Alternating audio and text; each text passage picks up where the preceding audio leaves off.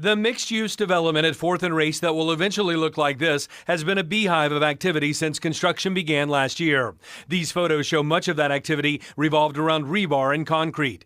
After several successful concrete pours dating back to the spring, something went tragically wrong Monday. All we know at this point was that the collapse occurred, went kind of like south to north, and then all of that concrete came back south, if you will, once the weight of it shifted. Records I obtained from the city show Cincinnati building inspectors visited the project site often. Plumbing and fire safety system reviews happened within the past 2 weeks. Starting back in March, records point to monthly interactions designed to make sure pieces of rebar or steel rods that make concrete stronger were properly installed. In May, records show a special inspector from the city was at the construction site, making sure work crews were ready for what one document calls the first structural slab pour.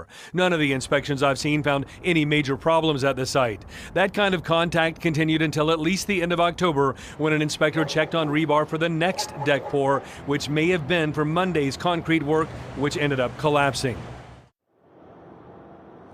Now you're taking a live look, seeing some activity near the top deck there. You see some safety workers heading to and from to keep an eye on what's happening right now. I can tell you I talked with a spokesman with OSHA today. That's the federal agency that tracks workplace accidents. I'm told there's now an open investigation involving Turner Construction, Baker Concrete Construction, and Gateway Concrete Forming Services.